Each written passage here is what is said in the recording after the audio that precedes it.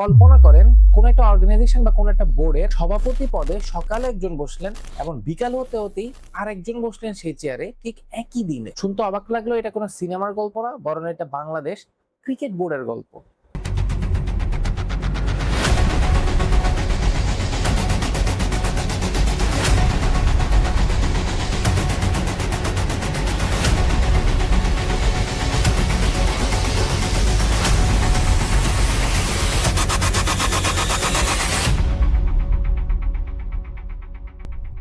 মাত্র ২.৫ বছরে ৪ জন সভাপতি, এত অল্প সময়ের ভিতরে এত বেশি পরিমাণে সভাপতি পরিবর্তন হয়তোবা বাংলাদেশ ছাড়া আর কোনো ক্রিকেট বোর্ডই হয়। হয়তোবা গ্রিনিস ওয়ার্ল্ড রেকর্ডে যদি এই ব্যাপারটা পাঠানো হয় তাহলে খুব সহজেই এটা কোনো একটা রেকর্ড হিসেবে কোনো একটা সার্টিফিকেট পর্যন্ত পেয়ে যাবে। এমন অবস্থা চলতেছে বাংলাদেশ ক্রিকেট বোর্ডে। এক কথা যদি বলতে চাই, সার্কাস চলতেছে পুরো। আজকের ভিডিওতে আমি বেসিক্যালি উন্মোচন করব বিসিবির পর্দার আড়ালের আসল কথা, ক্ষমতার লড়াই, রাজনীতির দাবার গুটি আর ক্রিকেটের নামে চলতে থাকা মহানাটকের কথা।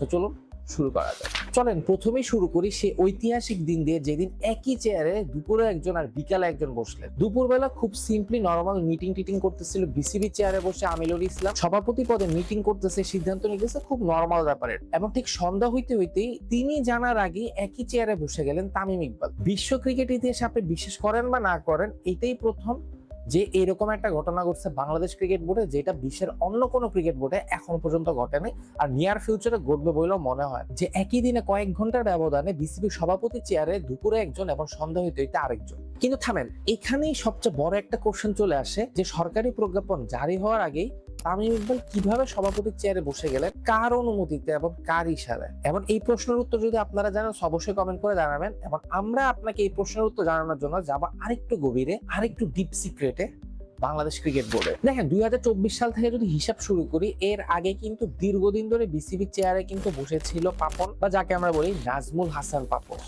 যিনি বিসিবি সভাপতির পদকে বলতে গেলে পারিবারিক সম্পত্তি বানাই ফেলছিল। নিজের বাপ দাদার চেয়ার লাগতো ওনার, কোনো কিছু ওনার যায় আসে না, বাট উনিই থাকবে এখানে কনফার্ম। এরপর আসলো জুলাই গণ অভ্যুত্থান। জুলাই গণ অভ্যুত্থানে সবকিছু চেঞ্জ হওয়ার পরে ঠিক একইভাবে বিসিবির সভাপতির পদও চেঞ্জ হয়েছে। তিনি হঠাৎ করে গায়েব হয়ে গেলেন এবং বিসিবির সভাপতিতে বসলেন, যার কাছে সভাপতি হওয়ার ব্যাপারটাই ছিল একটা অবাক করার মতো ব্যাপার। কারণ কি, তিনি নিজেও জানতেন না যে তিনি সভাপতি হয়ে গেছে, এবং তিনি যে কেন সভাপতি তাকে বানানো হয়েছে সেটাও তিনি কনফিউজ ছিলেন। এবং লাস্ট পর্যন্ত কি হলো, যেখানে তিনি জানতেনই না তিনি কেন সভাপতি হয়েছেন, ঠিক একইভাবে হঠাৎ করে তিনি জানেন যে তিনি সভাপতি নাই। এখন কেন সভাপতি নেই সেটাও তিনি একইভাবে জানেন। এরপর আসেন আমিনুল ইসলাম, যিনি নিজেই বললেন যে টি-20 ইনিংস খেলবেন, এবং ঠিক একই হলো, যেরকম কথা সেরকম কাজ। হঠাৎ করেই টি-20 ইনিংস এর মধ্যে হুট করে আসলেন এবং হুট করে এখন কিন্তু আবার চলে গেলেন, আর এখন আসলেন তামিম ইকবাল।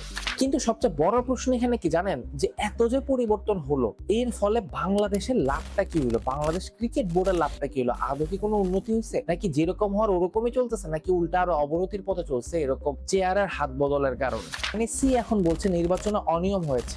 জাতীয় ক্রীড়া পরিষদের কথা শুনতেই তো হাসি আসতেছে, তাই না? যে ভাই, তোরাই নির্বাচন করলি, তোরাই সবকিছু বললি, ঠিক কয়েক মাস না যাইতে এখন তোরাই বলতেছস যে এটা কোনো ফেয়ার নির্বাচন ছিল না, এখানে অনেক কারচুপি করা হয়েছে। তাহলে তোরা কি নির্বাচন করলি? কারণটা যদি আমি একটু খুঁজতে যান খুব সহজেই বের হয়ে যাবে। কারণ আগের এনএসসি কিন্তু ছিল এক মন্ত্রী, এখনকার এনএসসি আরেক মন্ত্রী। ক্রীড়ামন্ত্রী বদলালে এনএসসি বদলায়, আর এনএসসি বদলালে বিসিবির সভাপতিও বদলায়। মানে এক কথায় বলতে গেলে বিসিবির চেয়ার এখন যেন সরকারের হাতের পুতুল হয়ে গেছে। এখন সবাই জানে যে বিসিবির সভাপতি কিন্তু তামিম ইকবাল, এবং তামিম ইকবাল যে সভাপতি হয়েছে এটা নিয়ে যেমন এক গ্রুপ খুশি এবং এক গ্রুপ কিন্তু অখুশিও। যারা এক গ্রুপ অখুশি তাদের কথা যদি বলতে যাই, তারা কিন্তু মনে করে যে তামিম ইকবাল অনেক আগে থেকে ড্রামা কুইন বললেও কম হবে না। কিছু থেকে কিছু হলেই সে ড্রামা করে বিসিবির পদে যাওয়ার জন্য, একটা পদ পাওয়ার জন্য সভাপতি স্পেশালি অনেক কাহিনী করছে, অনেক কাহিনী যেগুলো বলেও আমি শেষ করতে পারবো না। লাস্ট পর্যন্ত সে কোনো না কোনো মতে বিসিবি সভাপতি পদটা পাইছে। আরেক গ্রুপ জনগণের কথা যদি বলতে চাই, তারা বেশ খুশি, তারা তামিম ইকবালের ফ্যান স্পেশালি,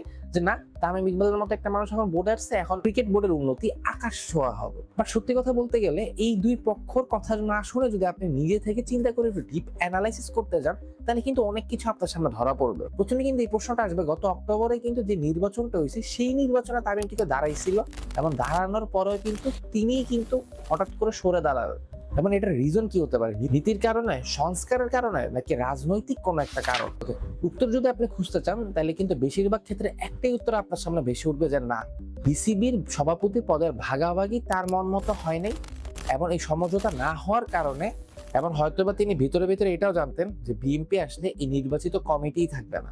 সেই কমিটি তো হুদাই দাঁড়ায়, হুদাই এই ট্রাইটা করে লাভটা কি? মান সম্মান হারানো দরকার নেই। এর থেকে চুপ করে বসে থাকি, বিএনপি আসুক, কমিটি সরে যাবে, এরপর আমি সেফলি ঢুকতে পারবো। আর এটা যদি সত্য হয় তাহলে কিন্তু প্রশ্ন আরেকটা চলে আসে যে তামিম ইকবাল কি আসলেই সিস্টেম বদলাইতে চাইছে?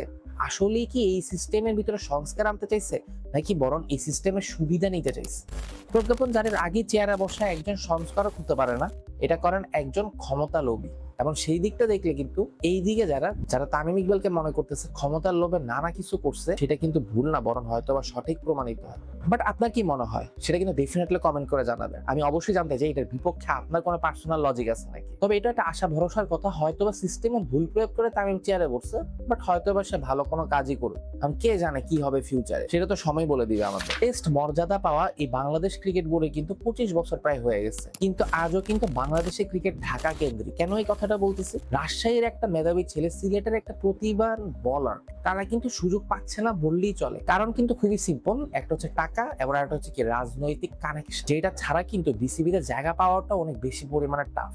তো আপনি যদি একটু খেয়াল করে দেখেন, বাংলাদেশের অলিতে গলিতে কিন্তু দেখবেন আপনার পরিচিত কেউ না কেউ আছে যে অনেক ভালো ব্যাটিং করতেছে বা বোলিং করতেছে, বাট সে কিন্তু চেষ্টা করেও কিন্তু বিসিবিতে জায়গা পাচ্ছে না। কারণ কি? আঞ্চলিক ক্রিকেটের যে বিনিয়োগের কথা বলা হয় সেটা জাস্ট বলতে গেলে কথাতেই বলা হয়, কাজে কিন্তু সেটা কোনোভাবেই এত বছরেও কিন্তু ফুটে উঠতে দেখা যায়। মাঠের সুবিধা সারা দেশে ছড়িয়ে দেওয়া, সেটাও কিন্তু জাস্ট খালি শোনাই গেছে, কাজের মাধ্যমে কিন্তু দেখা যায়নি। কারণ বিসিবির যে কথাবার্তা এবং সিস্টেম সবই কিন্তু ভুল এক কথায় বলতে গেলে। যতদিন এই বিসিবির চেয়ে রাজনৈতিক পুরস্কার হিসেবে বিতরণ করা হবে, ততদিন বাংলাদেশ ক্রিকেট বোর্ড থেকে ভালো কিছু আশা করা যাবে, এটা ভাবাও বোকা। তাহলে সমাধানটা কি হতে পারে? প্রথমত আমি পার্সোনালি যেটা মনে করি, প্রথম সমাধান এটাই, সরকার ক্রিকেট বোর্ডে নাক গলাতে পারবে না, সরকার ক্রিকেট বোর্ডে কোনো ডিসিশন নিতে পারবে না। এবং এই জিনিসগুলো কিন্তু অলরেডি ফিক্স করা, যেটা কাগজে কলমে ফিক্স করা, বাস্তবে কিন্তু এটার উল্টাটাই আমরা দেখি।